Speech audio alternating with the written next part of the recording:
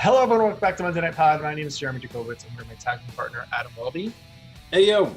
And this is the podcast all about the Monday Night Wars, all about the battles between WWF Raw and WCW Nitro. Each and every single week, we go back in time and we re-review when Raw went head-to-head against Nitro. We watch them in order, and at the end of the day, we want to decide who really should have won the Monday Night Wars. Adam, why should people listen to what we have to say, though?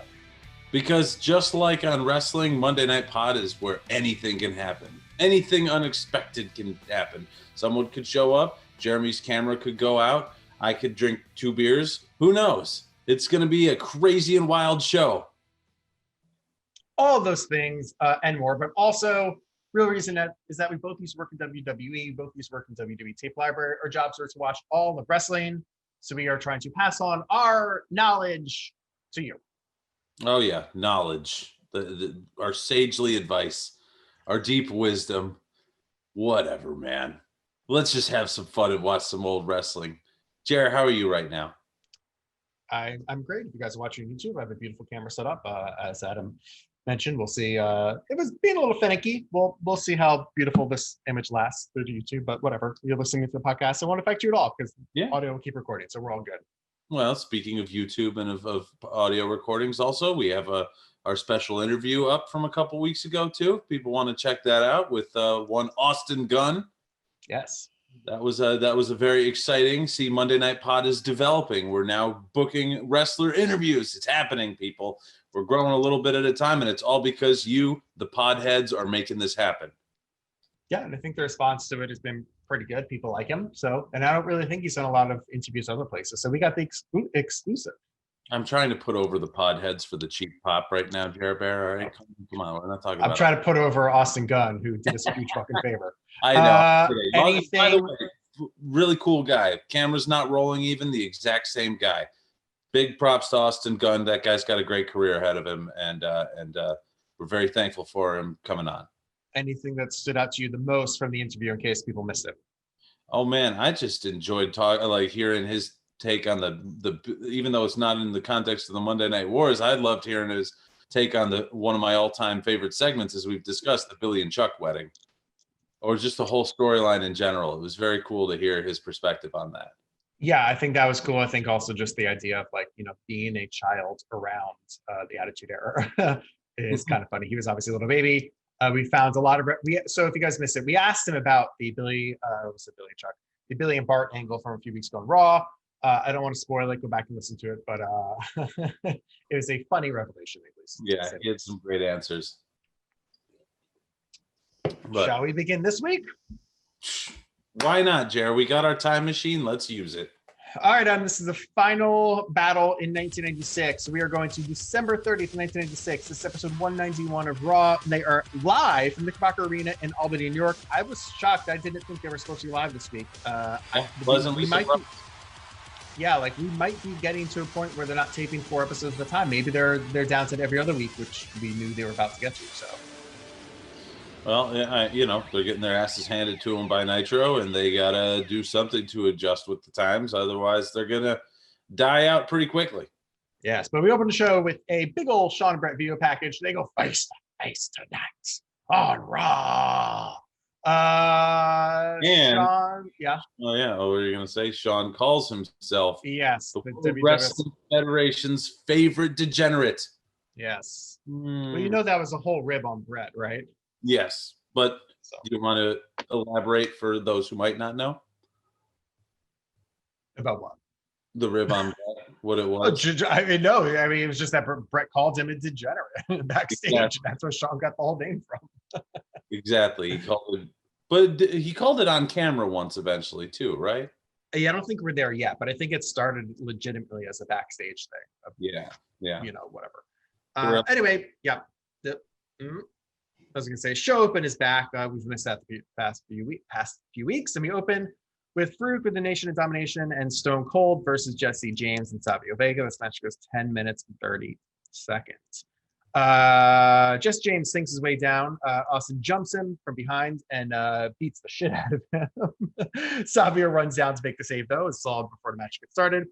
We see Bret watching backstage. Eventually, Bret runs down to check on Jesse James after Austin took out his knee from behind to the outside. Bret says he wants to take Jesse James's place because Jesse James can't continue. So we come back from commercial, and Bret has allowed, the ref has allowed Bret to join the match. So now it is a tag team match with Bret Hart in there. Really fun electric chair spot on Farouk. That finally gets a hot tag to Bret. Sharpshooter onto Farouk as Crush runs down and attacks Bret. All of the Nation Domination come in and beat up Bret for the DQ. Did you guys follow that? There's a lot to unpack in this tag match, man. Goodness gracious. I did think so. Austin has this great body language that he has that's just so stone cold, where he just like lashes out at somebody, right? Like you see when he attacks somebody, it's explosiveness with like every ounce of his being, and it's a ton of fun because that's just the stone cold character. So to see Jesse James with his like back turned to stone cold doing his like happy baby face with my baby tonight, like kind of thing, and Stone Cold just like lash out at him and beat the ever loving fuck out of him. I loved it. I thought that was hilarious. Great way to start Raw. Oh yeah, it was awesome, and the Stone Cold character is really firing on all cylinders right now. Definitely an odd choice to just like let Bret take his place in the match, because like are there are there rules to this? Who cares? Because like the match had started, I believe. Yeah, it was halfway through the match. Yeah, like that's weird and dumb, and finish is a little bit of a cluster, but like the fans were into it. Fans were super into Bret joining the match, so we're starting off with some hot energy. Yeah, it's funny. I mean, Bret went in there without his gear, which I appreciate that, but it's funny, like he was just in like boots and jeans, and you could tell like he was not comfortable. He was slipping all over the ring, not having his real boots on, which is funny. Anyway, afterwards, because they're all beating up Bret, Ahmed runs down with 2x4 and makes a save.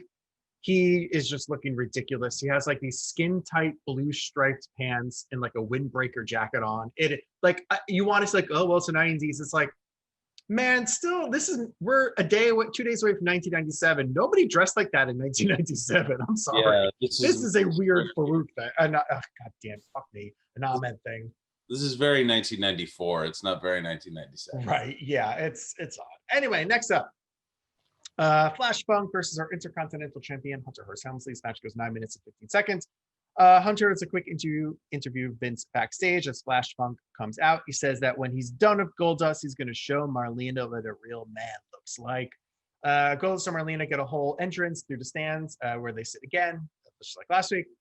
They get a little better seats this week, though, so whatever that means. King decides to get on the arena mic during the match and yell at Goldust for being a distraction. Since King has a ref distracted trying to go into the stands, Hunter nails Flash Funk with the Intercontinental Championship and is able to pin him for the win. So is Flash Funk dead now, do you think? Is it having come out for a good quick match with the Intercontinental Champion and getting that spot where he's just like a filler dude until the title match? I mean, Hunter just had to put him in his place. It's a bummer because I love Too Cold Scorpio and Flash Funk is he had to have a job, so I guess Vince made him a pimp. But like his colors look great. He's moving very well. After match though, Hunter tries to sneak attack Goldust, but Flash Funk makes the save, grabs him, throws him into the back into the ring, and is able to hit the 450 splash. So Hunter wins, but Flash Funk gets to leave a little bit of whatever. I guess he's in a little bit of a spot similar to where Mark Miro was a couple weeks back, like losing to Hunter, but like trying to keep some heat on him. Mm-hmm. I mean, during Hunter's rise, he doesn't really bring anybody up with him, Fuck no, he's trying to climb the ladder. It's gonna be a lot harder of a climb if he's got to have all these fucking people on his back, Oh, dude, I get you. I hear you. Some of the all-time bests, I feel like they were able to elevate together, but that's him and Rocky elevated themselves together. You think it? All those great matches they had.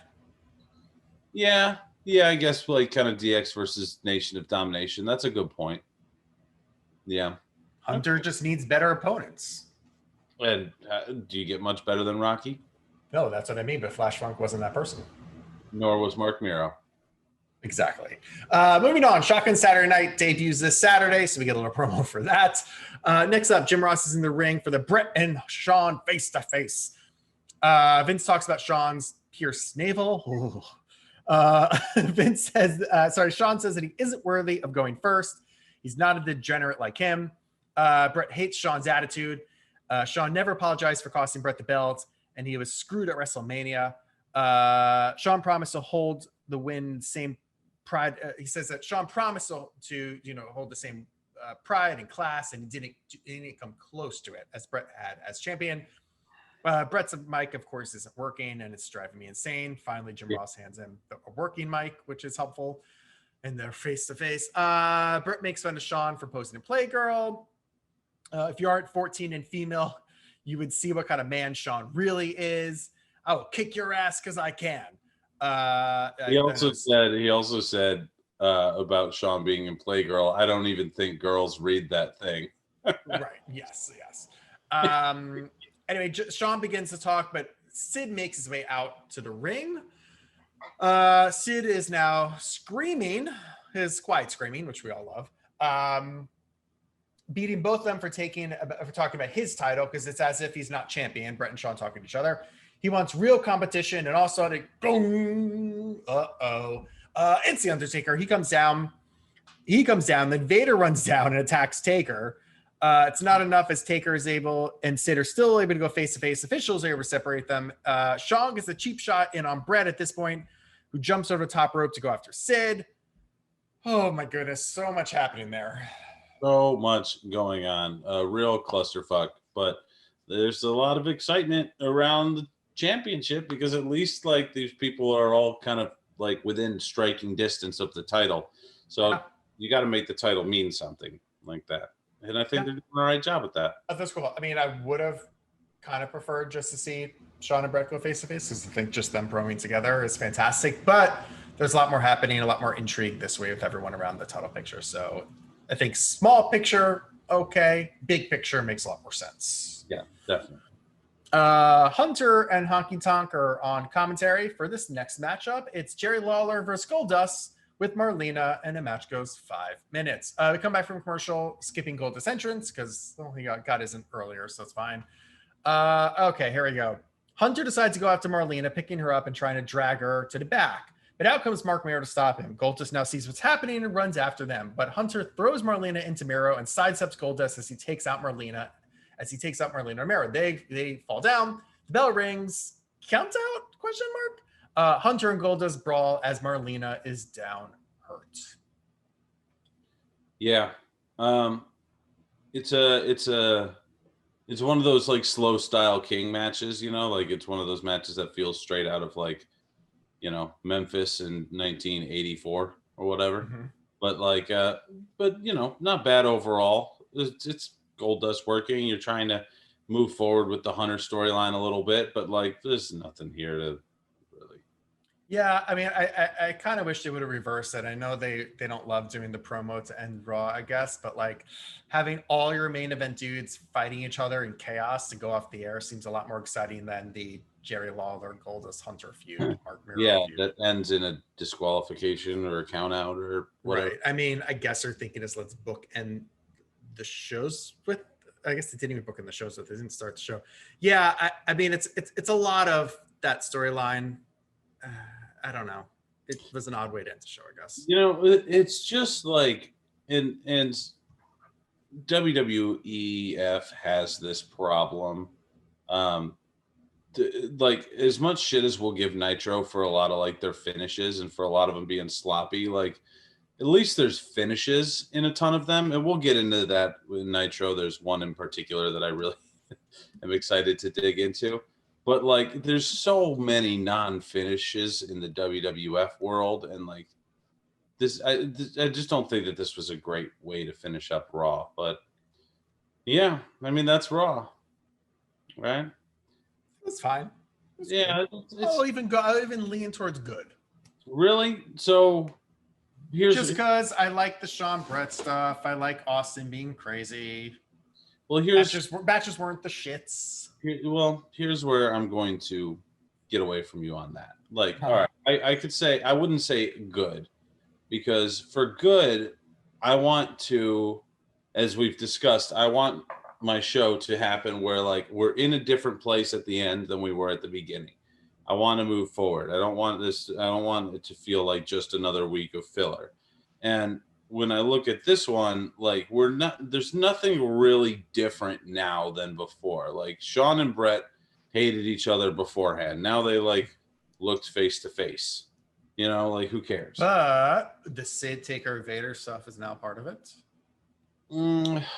They brawled with each other like in the vicinity of them. Like it just happened. Like no one, like they didn't come out and brawl and then like come out and say that like there's going to be a tag match next week, or there's going to be a 4-way number one contenders match between, you know, Vader, Taker, Bret, and Shawn. You know, like there's nothing new that's established at the end of this episode of Raw. Like nothing at all, period. So it ends up to me just feeling like filler. Like I just want to be at a different place anywhere like than we were at the beginning of the show, and it feels like we're very much at the same place at the end of the show than we were at the beginning.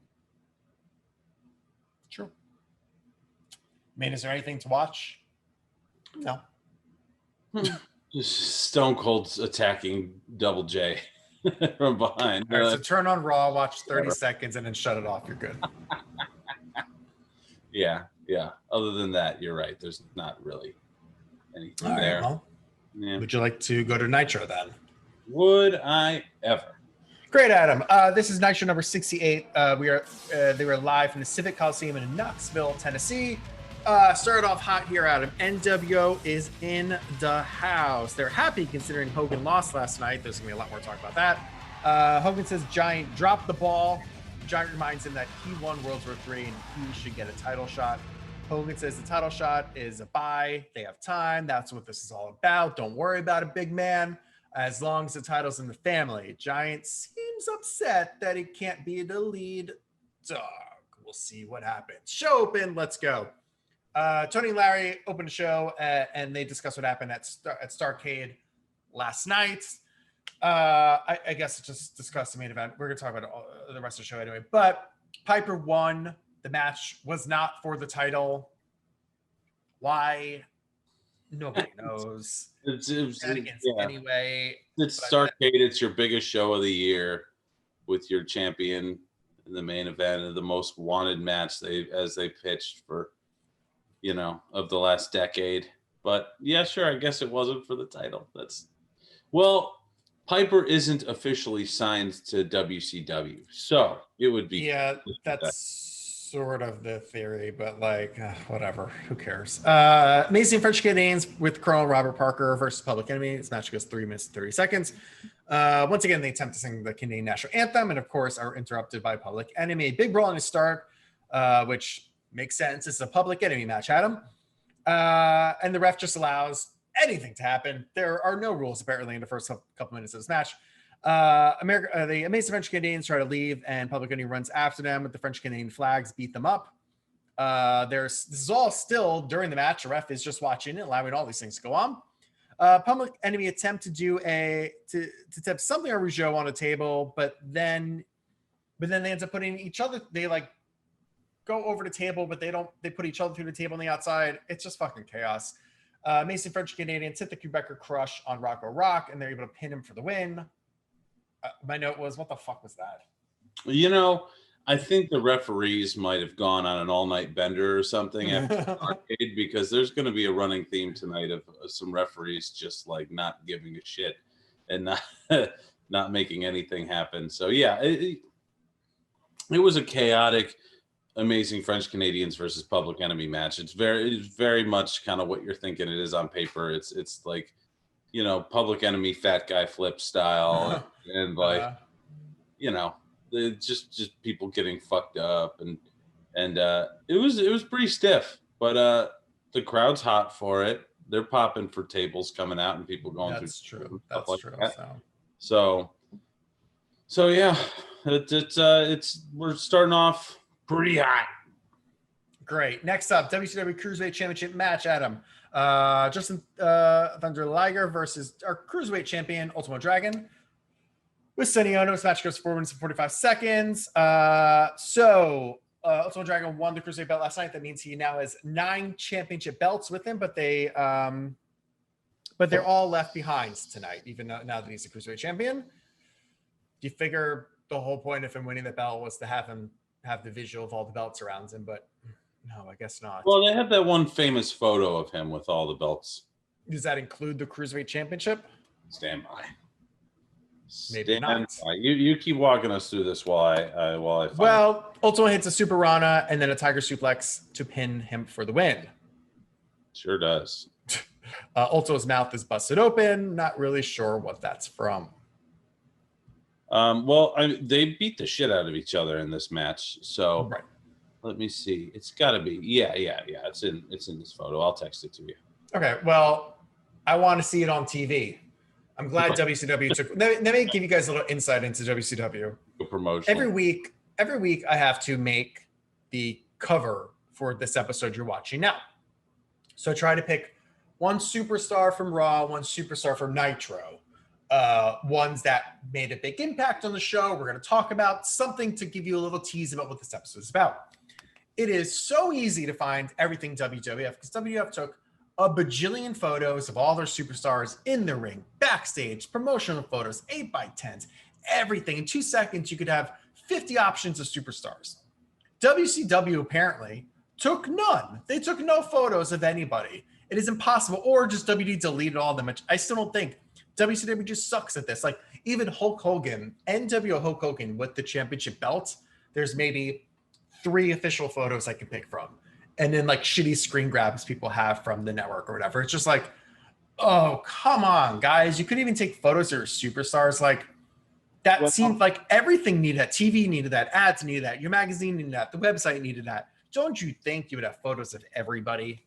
Yeah, you could just, you have a whole arena and a TV crew. Like you could set up a psych in a corner and hire a photographer for, You should have a WCW photographer. You're not hiring anybody. You should have them on the road. That's true. There's a dozen photographers at ringside. Sonny Ono's out there with his camera. Where did all those photos end up? I would take one of those. Yeah, that's Sonny Ono will have like the photos that, like when Stone Cold does like a broken skull session and they talk about something outside from WWE and they only have like 2 photos and they're the same source from some guy. That's how like the Sonny Ono photos are from now on. I watched the Kurt Angle broken skull session. That was fantastic. Yeah, it was very good. It was very interesting, and I thought it was funny when they were talking about his TNA career, which they only like barely touched on, even though the majority of his career is with TNA and Impact. They had like 2 photos of him, and to be fair, they've paid for Impact footage before. They usually get, basically the deal is that they pay for it and then they always give a plug to the whatever they call it, Impact Wrestling Network, whatever it's called. But I'm sure that's a deal they don't want to rely on too much of because you're plugging another network every time you have to show footage. But I know they did that for the TNA episode of Table for 3, which is really cool. They did that for a couple of other things. So when they really need it, they will do. But as you said, they didn't discuss TNA too long, so just a couple of photos sort of made more sense. Yeah. Regardless, good. The Broken Skull sessions continue to be super compelling stuff. I highly recommend checking it out. There you go. Anyway, Next up, it's a strap match. Conan with Jimmy Hart versus Mr. Wall Street. That goes 2 minutes 30 seconds. It's supposed to be Bubba, but he doesn't come out, so whatever. It's Wall Street. He just has to, and things go from bad to worse at him. Wall Street says Bubba isn't scared, but he isn't here tonight. But he is here tonight instead. Okay. Strap matches are generally terrible, so let's see how this one goes. Wall Street is choking Conan from behind as he drags him across the ring, but Conan keeps tagging all the turnbuckles too. So he's having on his back, choking him as he's tagging all the things, which is the way you win this match. But every time he hit it, unbeknownst to him, Conan is also just grazing the turnbuckle too. So they get to the fourth one. Wall Street punches Conan, who falls backwards and hits the turnbuckle and gets the win. Because of course he does. Yeah, it's dumb, but it's just that the crowd has no clue. Yeah, because it's something, it's sort of subtle, and the announcers are sort of talking about it. But if you're watching it live, you don't really understand what's happening. So then Conan hits and the bell rings, and instead of the arena like cheering or whatever, they're just like, huh? Mm-hmm. It doesn't get across that well. Yeah, it needs like you need like a light in the corner to like they did that. They started doing that in WWE. Right. Exactly. And they don't have it here, so it's confusing. And also, why even announce Big Bubba for this? Like it didn't really matter at all. And of course, it's Mr. Wall Street, so who cares? Yep. I mean, I definitely expected more out of this randomly, even though it's just Conan versus Wall Street. Like these strap matches can be really violent. As we're recording this, we got a dog collar match coming up on Wednesday with Cody and Mr. Brody Lee. And I don't think people are ready for how violent that's going to be, because when they're done right, the matches where people are either, tied together with a strap or a chain always end up being like the most violent affairs. Mm-hmm. So this was random, and like it's something that should have been built. If they're going to feature a strap match, I'm not saying this specific strap match, but like you were saying, who cares? This is a dud. Oh well. Moving on. Next up, here comes Hogan and Bischoff. They immediately start talking about how Hogan beat Piper last night, which, as we know, was not what happened. They say Piper was once in a lifetime, so now he's gone forever. Hogan lost respect, though, because he's a coward. And that's pretty much it. Short and sweet, which I appreciate. I think that maybe it's Hogan who edited the 96 Starrcade Wikipedia, because when I looked on it a couple weeks ago, it said that as we were building up to this, it said that Hogan defeated Piper in the main event. So, I think that is not true. Some old school NWO marks or Hulk Hogan himself are going on to Wikipedia and constantly editing it. Wouldn't that be amazing? Constantly changing the finish of the match. Or maybe in the weeks to come, we find that Eric officially changes it or something. And then in the official record books, it is Hogan, even though we know it isn't. Ooh, exciting. We'll just have Adam, are we in like a Berenstein Bears situation here where we all remember it one way? Because we didn't watch the pay-per-view for this episode, correct? So maybe 96 Starrcade. It's just an alternate universe and we're all confused. Maybe this is all just a simulation and we're just all cogs in the wheel. It definitely has a virus if that's the case. Next up, Hugh Morris and Kensuke Sasaki. Hugh Morris versus Kensuke Sasaki, sorry. With Sonny Ono. This match goes 4 minutes, 45 seconds. Bischoff comes over with the Starrcade tape and says they will not show the tape of Hogan losing. Hogan winning. Nothing. Sasaki missed a flying double drop, and that allows Morris at No Laughing Matter, but right before the 3 count, Sonny nails Hugh Morris with the Japanese flag for the DQ. Lots of flag stuff tonight, Adam. Yeah. Well, and lots of clusterfucky finishes after we were just talking about on the other show how I don't appreciate non-finishes, but I think I appreciate clusterfuck finishes more than non-finishes. I don't know. It just, for matches that don't matter, it's just like, why can't we just have a finish? Well, Hugh Morris match doesn't matter. Don't worry, Jer Bear, because we're not going to have any other clusterfuck finishes in this. God. What's next? Could they possibly have another clusterfuck finish after that clusterfuck finish? Before we get to that, we see photos of Piper actually winning at Starrcade, so maybe we're not all confused. But yes, next up, it's Harlem Heat with Sister Sherry versus Faces of Fear. This match goes 3 minutes and 30 seconds. Big breath. Colonel Robert Parker comes out and slaps Sherry in the ass with a baton thingy. I don't really know what to call it. They start brawling, and Rougeau throws something in Stevie Ray's eyes. We have no idea what it is, so Meng kicks him in the face, but Booker jumps off the top rope and hits Meng, putting Stevie on top of him to cover him for the win. There is black shit all over the ring, everywhere, and the ref just doesn't, literally all of the wrestlers staining the thing all over their outside, black shit everywhere. But it looks like doesn't change anything. It looks like, and it sticks to people like charcoal. Like like the ash from a barbecue. Yeah, ground up charcoal. Not even like the gray ash. Like after you were to take the contents of a charcoal bag, put it in a blender, and then like throw it around. Like that's how dark and sticky this stuff is. And the funny thing is, like the pin that happened was just like a hand on top of Ming or Barbarian. I can't even remember which. And then the other one who is up, like lightly was kicking Stevie Ray like after the count. Like it was just like a freaking mess of a finish. It was stupid. And like while all this fuckery and cheating and pins and stuff are going down, like the ref just has his back turned for what feels like an eternity. Like, but then he turns around and sees black shit everywhere. Doesn't he be like, yeah, what happens? But like instead he's like 1 hour. But he was turned around for so long. Like, you know, like the ref turns around, one thing happens, or the ref turns around, 2 things happen. This is like 4 or 5 things happened with like full pinfall attempts between them, all with the ref having his back turned. Like, again, the refs went on a total bender after Starrcade last night, and they're just hungover as shit and just like not able to have their heads in the game tonight on Nitro on December 3rd, 1996. Stupid. Next up, Mean Gene interviews DDP. Interviews DDP in the entranceway. He asks about Hall and Nash turning on him last night. He says, don't worry about what he's going to do right now. He says that the NWO is too strong right now, but he won't say what he's going to do. Although clearly DDP has a plan. DDP always has a plan. That's a good part of his characters. He was always very smart.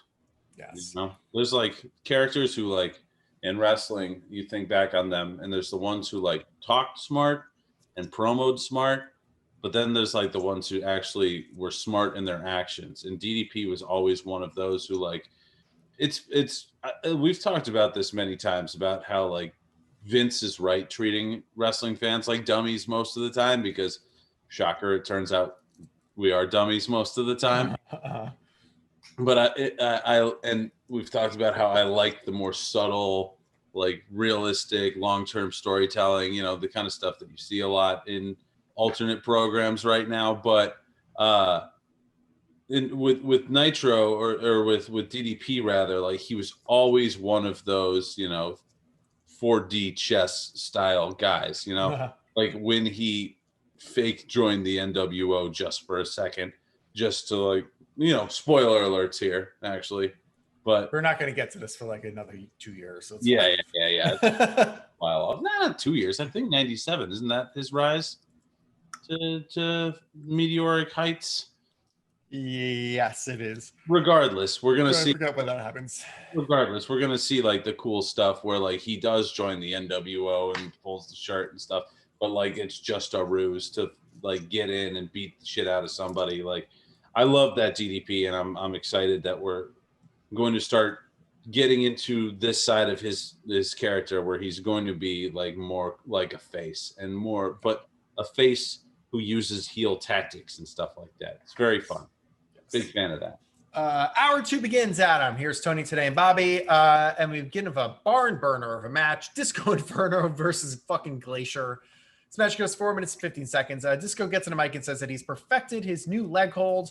He tells Glacier just to leave and not embarrass himself. He then makes fun of Peyton Manning because we're in Tennessee, and this is so long ago. Fucking Peyton Manning was still in college. Yeah. There's still black shit all over the ring, because of course there is. Disco pulls the ref in front of the chronic kick, which stops Glacier. That allows Disco to gain the upper hand and attempt to put on his amazing hold that he has perfected. But of course he forgets what leg to use because Disco's a dummy. Disco starts dancing, which allows Glacier to kip up and hit the chronic kick for the win.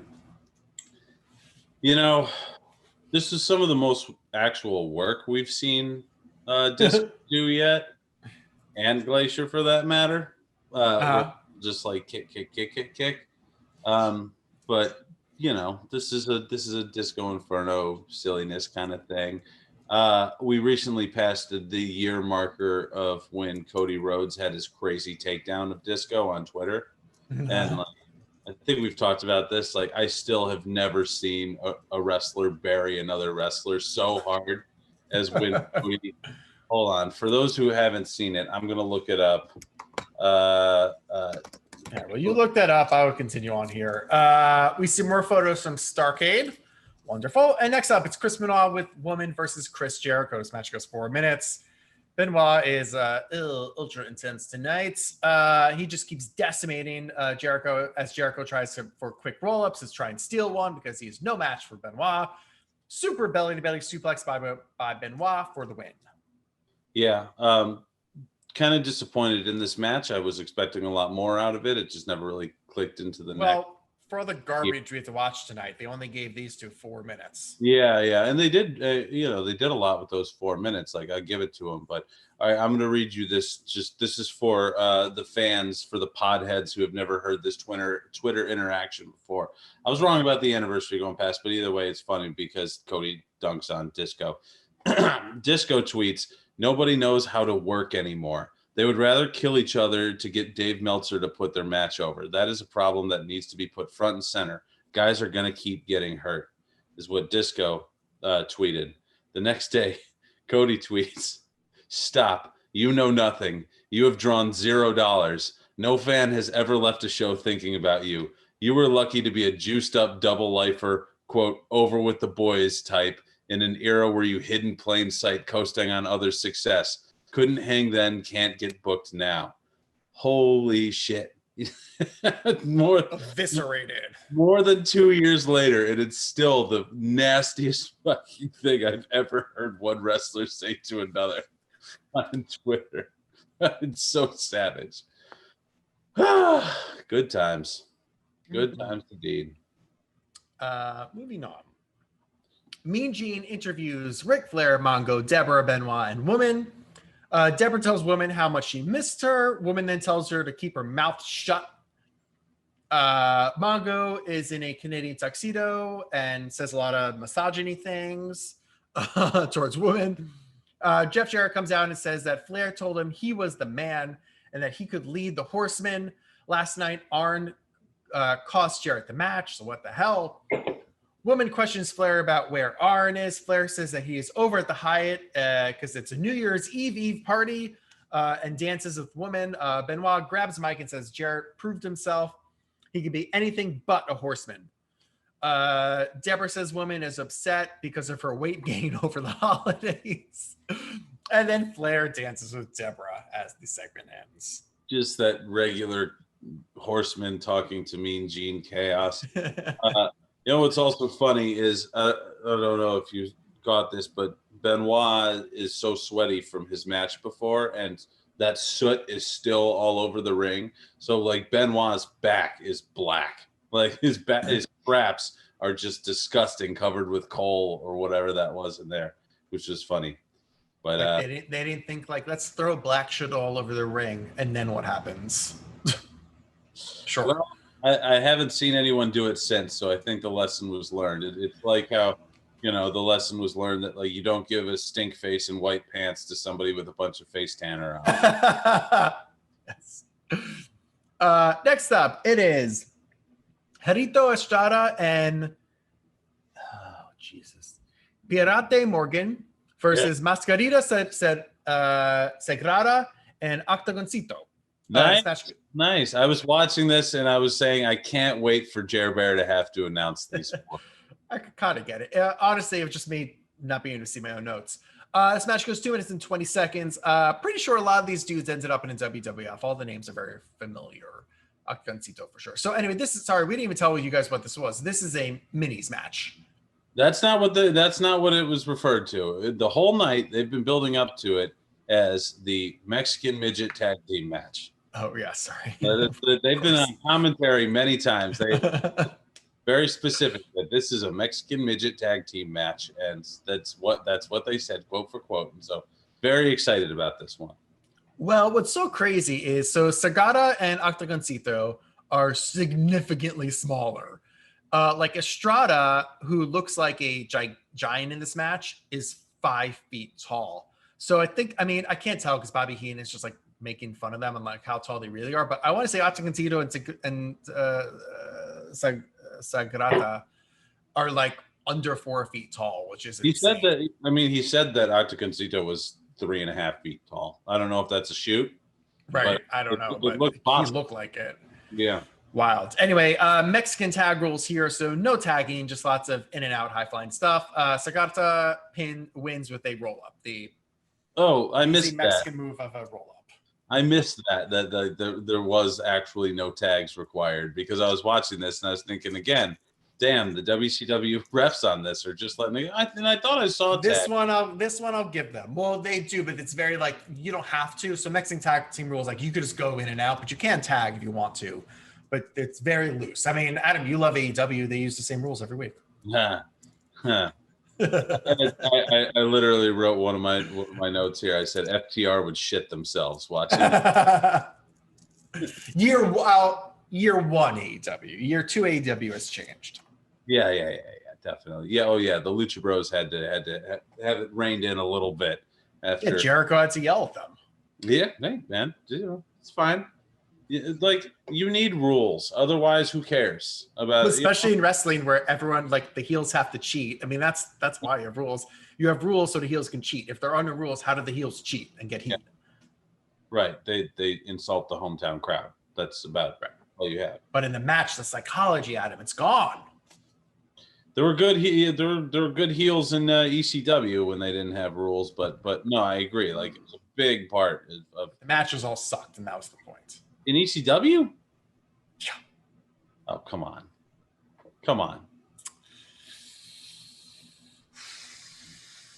I'll say 99% of the ECW matches were terrible. 99% of these. Oh no, I'd go with like a 70%, maybe. Maybe we should rewatch ECW next. I would do like some Monday Night Pod specials, some like Podhead special watches with like goddamn, you do like December to December 2006 or whatever 2007. Oh, that was the worst show of all time. But no. This is something I'd like to think about. Podheads, write in. Let us know what you think. Let us know if there's. How about this? If there's one ECW show to watch that will disprove Jeremy's ECW matches are shitty, let us know which pay-per-view you think. Well, that's not how you pull data, though. I'm telling you from data over ECW's entire existence. Of course, you could pull one show where the odds are a little different, but I'm saying there's so much shit there that one show isn't going to fix it. If you want to argue with me, head over to Twitter, Monday Night Pod, Instagram, Monday Night Pod, YouTube, Monday Night Pod, Facebook, Monday Night Pod. You can email us at info@Monday Night Pod too, or you can yell at me directly at Brunch Boys. Everyone else likes yelling at me there, so you can go ahead and do that too. Perfect. Yell at me too if you want. I'm time to burn AW on Twitter, but yell at everybody on Insta. It doesn't really matter, but I just wanted to get another thought in about this tag team match that we just discussed. It was fucking awesome, even though it was short. Cool. Oh yeah, these guys were going balls short. Adam for a second. Short. It was brief, and yeah, it was brief and it was short. So this, I'd say go. I'd say watch this match if you get a chance. Yeah, it's fun. Next up, Team Malenko versus Rey Mysterio Jr. This match is 10 minutes. No entrance for either one. That's a good sign.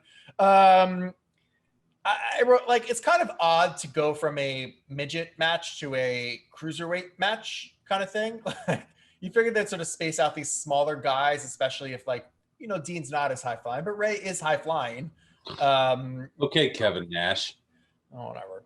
Back and forth action ends due to a count out after 10 minutes. Because that's a thing, apparently. Yep. Jeremy's like 6.5 feet tall, just so everybody in the Podiverse knows why he's hating on the midgets right now. Vanilla midgets, I think, is what Kevin Nash would say. I'm just saying, I think that you don't do either one of them justice to have them go back to back, is what I'm saying. That's what these 6.5 foot people think of all the rest of us. They think, hey, anybody who's 6 foot or under, they're all the same. You can't put them next to each other. God damn it. That's true. Vince wouldn't have booked that way. This match was not as exciting as I thought it was going to be when Nope. Ray versus Dean Malenko on paper. Yeah, it was one of those more plodding Malenko matches. Maybe Ray was banged up or something from Starrcade. But you know, yeah. What I don't appreciate about the time limit draw here is I don't have a problem with time limit draw. In fact, I like a time limit draw because it's a finish, right? What I don't like is them not being very clear about a time limit draw. And when you have a 10-minute time limit draw, that's very restricting. So that's like a thing. That's like, where did that rule come from? Yeah. We've definitely had matches like went over 10 minutes before. Right. And yeah, like why for this one random grudge match right here? And like, yeah, you're talking about things that I mark out about with AEW. And one thing that I really like is that they have time limits, and their time limits are very clearly laid out. And it's like, just think about like the match that made Darby Allin a national star was his match with Cody, where they went to a time limit draw. And like, they were very clear, like 10 minutes have passed, 10 minutes are left, 2 minutes are left, 1 minute. I mean, I don't need all that. No, not. But in a 2-minute match, that's very difficult because you're going to spend so much time of this 10 minutes just talking. I just think over time you have to build this up. You can't just decide one night we have a time limit draw, and that's because they want to finish to a match, which is clearly what they did here. Yeah, they just wanted to protect both Ray and Dean. Right. So, whatever. Well, there you go. Next up, Bobby Eaton versus Lex Luger. Adam. This match goes 2 minutes and 45 seconds. Finally, Lex locks on the rack and ends this monstrosity. Well, Greg at least like really chopped the hell out of Luger a couple of times. He had some good, like, you know, some good pop chops there. But yeah, it's Luger racking somebody for the win. The crowd loves it. So, and it's two. The crowd does love it. It is 2 minutes. That is true.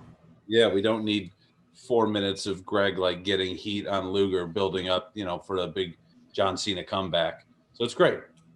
Yes. All right, Adam, main event time for you guys watching on YouTube. Look at me. I'm back on my webcam as I predicted my camera died. Anyway, here comes Piper.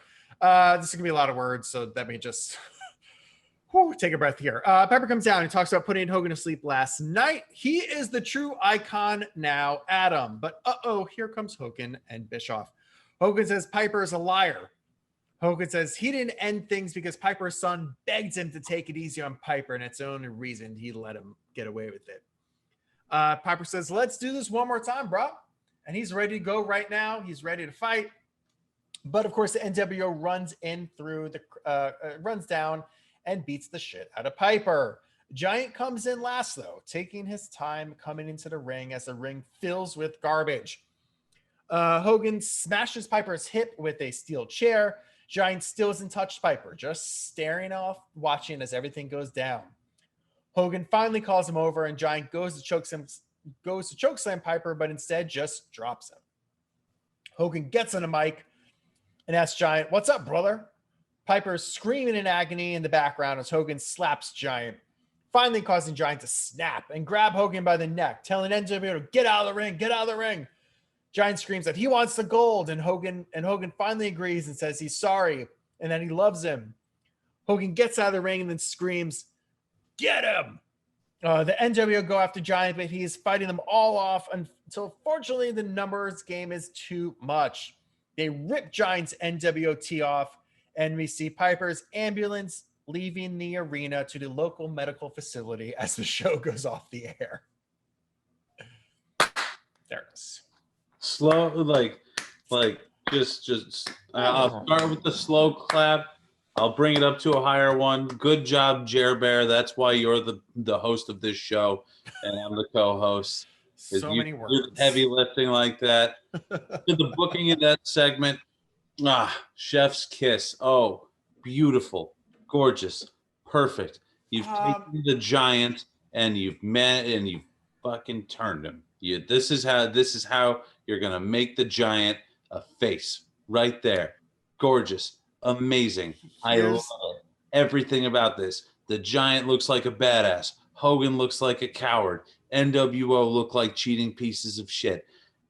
Giant is out of the NWO now. Like, this is good. This is, dare I say, great.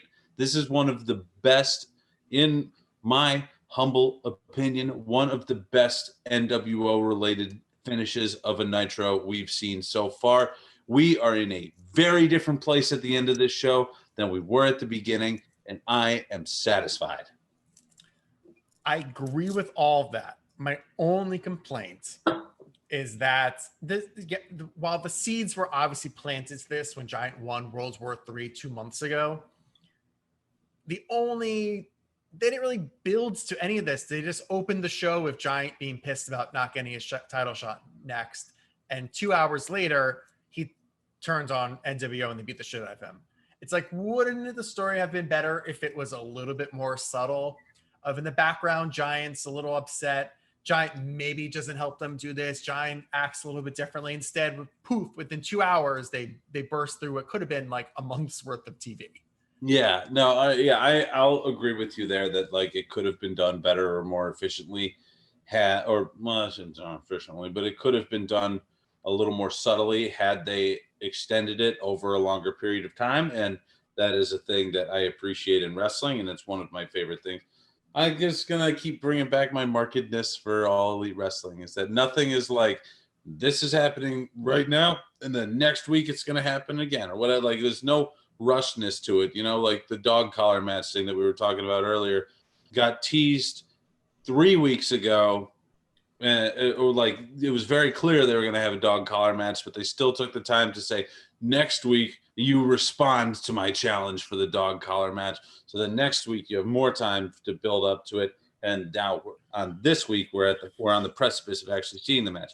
So I agree with you that a little longer of a build would have been awesome. But given what they did in this situation, I think it was effective. It was good television. Mm-hmm. I am stoked. I am sports entertained. All right. And I thought Hogan was fantastic here. Oh, Hogan was great. Actually, there was awesome energy in this. I thought there was a lot more energy actually to Hogan coming out and getting in a confrontation with Piper than any of the previous times that it's happened in their build-up in this whole feud. Right? Mm. Like, we've seen him in the NWO come out, do the numbers game, assault Piper's injured hip before. But like there was something about the energy for this one. And I think it's because of Hogan losing last night and sort of being on his back foot, needing to kind of pop back at Piper a little bit more in this feud. Because before the feud was just like, it was soft in a way that like it was just a concept really, right? Like there's just what would happen if these two guys got back in the ring after all their years of history together, like where they are now in their careers, right? So it's almost a blank slate. But now that they've had a match and Piper put Hogan to sleep, like there's stakes here. Like we understand where the rankings are, like where these two stack up against each other. And knowing that, there's able to be a lot more heat in their feud, and it matter a lot more when Hogan comes out to confront him one-on-one, well, with Bischoff behind him. Get into talking some smack, thinking that they're going to go up against each other, understanding why the numbers game comes into play now. And then you throw in the change in the Giant here, and you have some damn good professional wrestling, my friend. Yes. Well, Adam, it seems like you like Nitro. Is that who would like to select as the winner of this week's Monday Night War?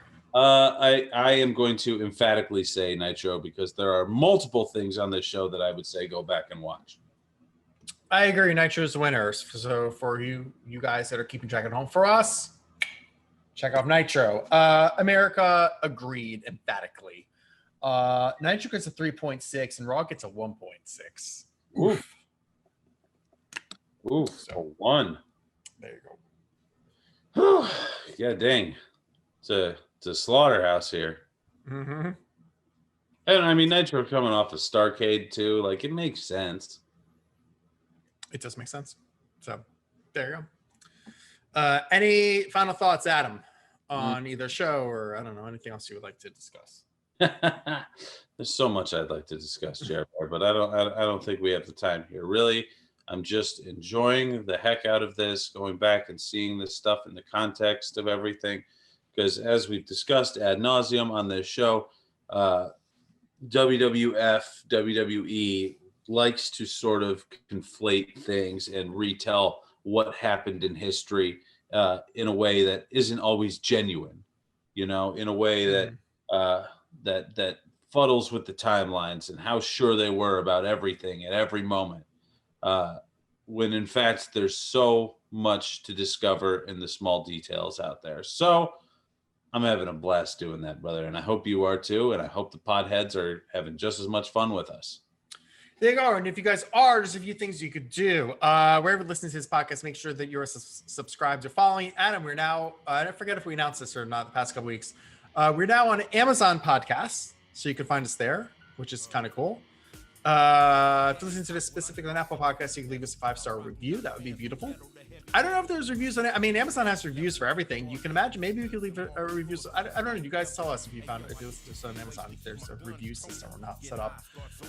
You can tweet it at us Monday Night Pod. You can Instagram at us Monday Night Pod. You can Facebook at us Monday Night Pod. You can email us at info@mondaynightpod.com. If you're watching us on YouTube, hello everybody. Make sure you subscribe. Make sure you hit the like button. Comment below. Let us know who you think should have won the Monday Night Awards this week. And you could share all these things with all your friends. Numerous ways too. So. Well, ain't that the way to go? Sharing with friends. I'll cheers to that, brother.